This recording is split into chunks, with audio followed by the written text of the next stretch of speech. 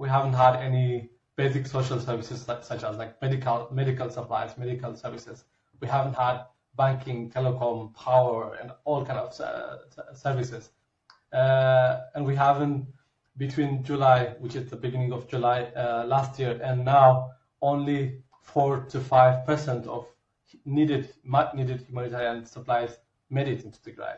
So the crisis is like a staggering crisis, and this is the siege follows a prior systematic destruction of the basic economic infrastructures in the region, which is the schools, the health facilities, the economic infrastructures like industries, and all of them were systematically destroyed and looted and transported across the borders into Eritrea and to the rest of Ethiopia, which makes the siege made more deadly because the infrastructures have been destroyed, and then you have a siege, which means you cannot even rebuild. Like the regimes deployed several tactics to produce famine conditions in the region.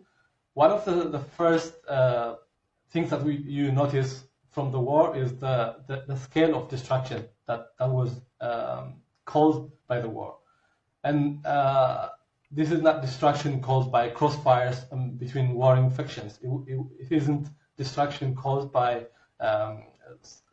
by accident during the war. It is systematic. If you go from, like, even on the map, like you could even see it from satellite image on the map. If you go from factory to factory across the towns in Tigray, you see all the factories are down, either bombed, shelled by aircraft, or torched to the ground by invading armies. You also see entire villages razed to the ground. You see farms burned down, or their assets looted by the troops. We have had short stories coming out of troops going to orchards, to gardens, cutting down trees to make sure that people don't have access to fruits from their gardens. And this isn't like isolated to few villages or few towns. It is across the region, across the board. It would not be an exaggeration if I say I haven't had a proper sleep for almost 19 months now, and that's because of the war, and it has affected me personally directly with my family being in Tigray and with that. And so I grew up in a rural village in central Tigray with my siblings, and all of my siblings. We have gone to school, finished, and we've had jobs in cities in different parts of Tigray. My parents, just my parents, they lived in the farm where we grew up. They had a nice, beautiful garden with all kind of fruit trees, and they lived off the farm until November 2020. And one of the things that happened is, like, I have, for example, one of my sisters.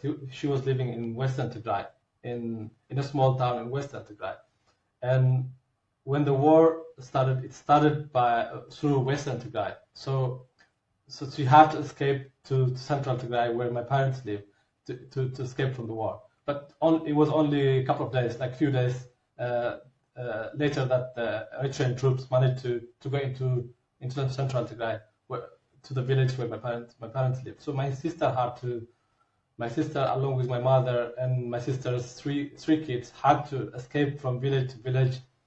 It was almost like 100 days between beginning of November and end of January, from village to village, escaping shellings and executions and all that. And it took them almost 3 months to finally end up in a place where they could actually stay longer than that.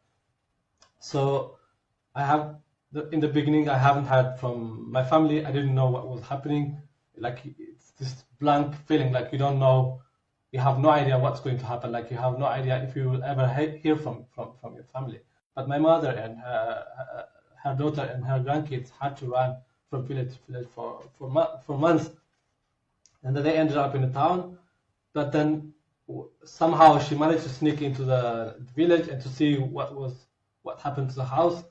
And So what she found was heartbreaking, because everything that we owned, like the pictures and anything, memory in the house, is gone. Uh, and the main house was shelled because a bomb landed next to it, and the roof the roof of the house was was damaged. So they had to, and then for months between November and June, the Eritrean troops had made the area like their main base. So people could not stay in their homes; they had to live somewhere else. So my parents managed to go into town where my brother was living. So they the last time I heard from them was in June last year. So they were staying with my brother, and that was before the Eritrean troops withdrew from central Tigray. There is one thing that people, like international observers, either misunderstand or don't want to really understand. That's the calling Tigrayans cancer is something that we need to be cautious about. Calling Tigrayans weeds is something that we need to think about, because when he calls Tigrayans weeds, it means that they have to be weeded out. They have to be erased from the landscape or from the body politic of the country. When they are cancer, they have to be surgically removed, which surgically removed is what the Ethiopian state and its allies have been doing throughout the last 19 months.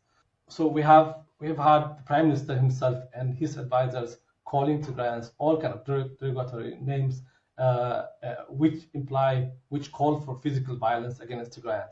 For example, the advisor to the Prime Minister, who is Christian deacon, by the way, calling Tigrayan wombs, the mother of the wombs of Tigrayan mothers possessed by evil and poisonous demons.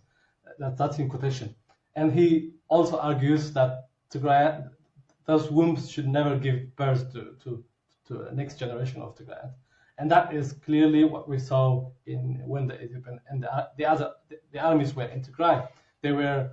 They were trying to erase everything that's Tigrayan, including from my home, everything that we have, the stories that we have, the home that we built, everything around us was getting erased through the campaign.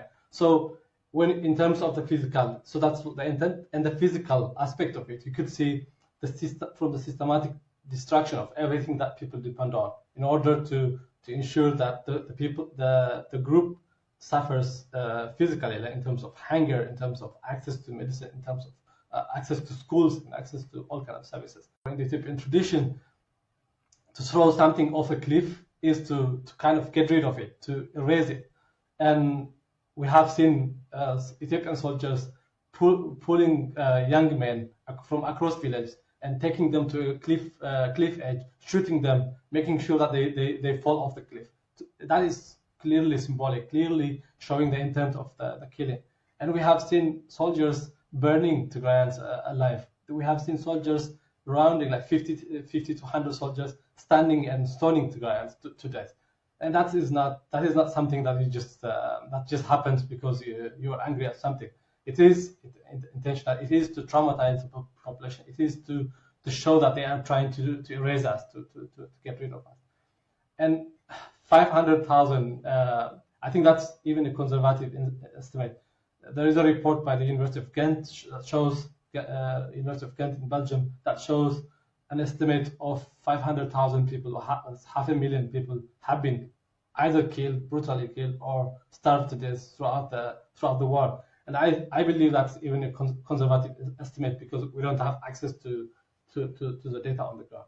Following the start of the war, we have been trying to tell or to push the Peace Center in Oslo to at least issue a statement of concern, and it took them more than 500 days to issue a statement of concern, which was basically nothing to compare it with what this guy has caused, and what the fact that he is a Nobel Peace Prize has done to Tigrayans.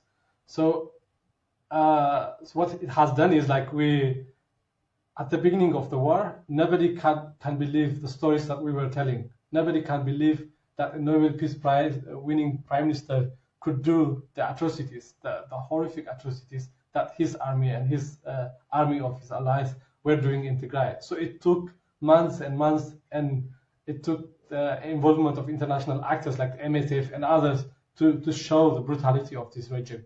It took a lot of reports to show the extent of damage that this guy is doing in Tigray, because people were sort of blinded by the fact that this is a Nobel Peace Prize winning prime minister, and was just 1 year, less than a year before the war. In the hindsight, we could see why the EU was in panic in the beginning.